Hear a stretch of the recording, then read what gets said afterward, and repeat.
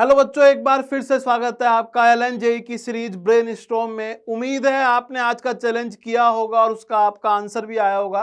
फटाफट से पहले एक काम कीजिए, कमेंट में यदि आपने इस सवाल का आंसर निकाल लिया है तो आंसर लिखिए क्या है इस सवाल का आंसर। इसके बाद अपन इस सवाल को समझाते हैं और करते हैं फटाफट से क्या इस सवाल में लिखा हुआ है। जिनसे हो गया है वेल एंड गुड, वो अपना आंसर चेक करे। जिनसे नहीं हुआ है वो मेथड भी देखे और उसको समझे भी। तो सबसे पहले सवाल पढ़ते हैं। सवाल क्या है? If k is the total number of integers n between 1 and 10,000, 10,000, बहुत इंक्लूसिव, मतलब दोनों इंक्लूड है, एक भी इंक्लूड है और 10,000 भी इंक्लूड है, such that n is divisible by GIF of square root of n। कहानी इतनी सी है कि k ऐसे नंबर्स है जिनके लिए n जो है वो GIF of square root of n से डिविजिबल हो जाए। एक तरीका तो है मेरे पास, सर n इक्वल टू 1 के लिए चेक कर लो, सही है, 2 के लिए चेक कर लेना, 3 के लिए चेक कर लेना, 4 के लिए चेक कर लेना। कितनों के लिए चेक करेंगे भैया? 10,000 तक नंबर है, मतलब कुछ ना कुछ तो दिमाग लगाना पड़ेगा। अच्छा, यदि डिविजिबल हो रहा है तो लैम्डा क्या होना चाहिए? लैम्डा नेचुरल नंबर होना चाहिए। बिल्कुल सही है ना? Lambda is equal to n times of GIF of root n। तो मतलब डिविजिबल हो रहा है तो लैम्डा नेचुरल नंबर होना चाहिए। अब हमारा सवाल स्टार्ट करते हैं। तो लेट t जो है वो GIF ऑफ रूट n है। अच्छा, यदि t GIF of root n है और n 1 से लेके 10,000 तक जाता है तो एक बात बताओ बच्चों, t कहां से कहां तक जाएगा? t 1 से लेके 100 तक जाएगा, 10 स्क्वायर। सर बिल्कुल सही कह रहे हो। अब हमारा काम ये हो गया कि अभी तक हम ये चेक कर रहे थे कि n को डिवाइड कर दे GIF of square root of n। अब हम ये बोलेंगे n is divisible by t, क्योंकि हमने ये बोल दिया है कि GIF of square root of n तो t है। अब n और t, n को t डिवाइड कर दे। इसके लिए क्या करना पड़ेगा? या तो n को t की टर्म्स में लिखे या t को n की टर्म्स में लिखे, मतलब इन दोनों में कोई एक रिलेशन निकालना पड़ेगा। वो कैसे निकल सकता है, यहां देखते हैं। t स्क्वायर रूट n का GIF था, ग्रेटेस्ट इंटीजर था, तो क्या हम t और n में कोई रिलेशन लिख सकते हैं? सर लिख तो सकते हैं।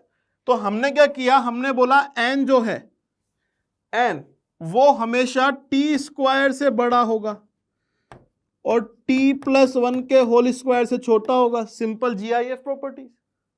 n जो है वो t स्क्वायर से बड़ा होगा, t प्लस 1 के होल स्क्वायर से छोटा होगा। इसका मतलब n जो है वो t स्क्वायर से बड़ा होगा, t square plus 2t plus 1 से छोटा होगा। अच्छा, यदि हम यहाँ पे इंटीजर्स में बात कर रहे हैं तो t square plus 2t plus 1 से छोटा, इसका मतलब हम ये बोल सकते हैं, यदि यहाँ पे इक्वलिटी नहीं है तो less than equal to t square plus 2t। n जो है वो t स्क्वायर प्लस 2t तक जा सकता है, t स्क्वायर से लेके t स्क्वायर प्लस 2t तक जा सकता है। बिल्कुल सही बात है। अब यदि ऐसा है तो क्या मैं यहां यह बोल सकता हूं कि सर n जो है ना वो t स्क्वायर प्लस r है और r जो है भैया वो 0 से लेके 2t तक जा सकता है? कहानी में यही इंटरेस्ट आ गया, बस इतना सा आइडेंटिफाई करना था। अच्छा सवाल वही होता है जहां एक स्टेप पे जाके आप आइडेंटिफाई कर लो, अरे ये हो रहा है। n जो है वो t square plus r type का नंबर होगा, r 0 से लेके 2t तक जा सकता है। मेरे शब्दों को ध्यान से सुनिएगा, 0 से लेके 2t तक जा सकता है। चलिए, इसका मतलब क्या निकला, आगे देखते हैं। इसका मतलब ये निकला, हमें ये चेक करना था कि लैम्डा कब कब नेचुरल नंबर आएगा, जब n को t डिवाइड करेगा। अभी हमने n को लिख लिया है t square plus r upon t, और r जो है बेटा वो 0 से लेके 2t तक जा सकता है। सर बिल्कुल सही कह रहे हो।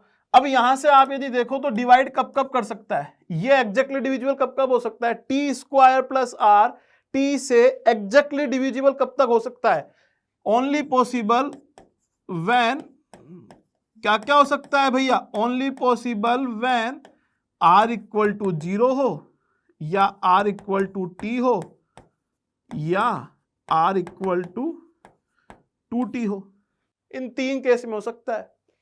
हमारी जिंदगी बिल्कुल सही चल रही थी, बीच में हमें एक और सुझाव आया कि सर जब t जो है ना 1 से लेके 99 तक जाएगा तो देखना n जो है वो t स्क्वायर प्लस r हो जाएगा। r यहां पे 0 से 2t तक होगा, बट जब t 100 होगा तो n जो है वो t स्क्वायर प्लस r होगा। बट ये चीज भी जरूर नोटिस होनी चाहिए, बाउंड्री पॉइंट्स है, बट r इक्वल टू 0 ही पॉसिबल है, क्योंकि यदि r 0 से अलावा कुछ और हुआ तो n 10,000 से बड़ा हो जाएगा, हमें बड़ा चाहिए नहीं। तो ये इसमें से दो केस बने अपने, n स्क्वायर प्लस r को, n को यदि हमने t स्क्वायर प्लस r लिखा तो लिखने के तरीके में जब t 1 से 99 जाएगा तो कुछ इस तरीके का सिनेरियो है, और जब t 100 हो जाएगा तो r इक्वल टू 0 है। इसका मतलब t इक्वल टू 100 के लिए ओनली वन नंबर पॉसिबल है, ओनली वन नंबर पॉसिबल है कि डिविजिबल हो जाएगा। तो एक तो ठीक एक नंबर यहां से आ गया, और r 0 से 2t तक जा रहा है तो 0t और 2t इन तीनों के लिए कितने बार पॉसिबल होगा, 1 से लेके 99 तक 99, तो 3 इंटू 99 ये हो गया 297। हमसे पूछा गया था टोटल कितने नंबर है, तो 297 तो ये और 1 ये, तो k की वैल्यू कितनी हो गई है 297 प्लस 1, k की वैल्यू हो गई है 298, मतलब हमारा आंसर है 298। आपने देखा किस एक GIF की सिंपल प्रॉपर्टीज की हेल्प से हमने एक बहुत प्यारा सवाल किया। एडवांस में GIF हमारे सिलेबस में है और ऐसे सवाल आ सकते हैं। डाटा चेंज हो सकता है, 10,000 की जगह लाख हो सकता है। इवन नंबर्स में कहानी जो है वो सेम रहेगी। यदि यहाँ पे 10 टू द की पावर 6 होता, यदि यहाँ पे 10 टू द की पावर 6 होता तो यहाँ 1000 हो जाता, 999 इंटू 3 हो जाता। बात वही है। तो इस तरह के सवालों के प्रिपेयर रहे, और ये रहा आपका अगला चैलेंजिंग क्वेश्चन। Thank you.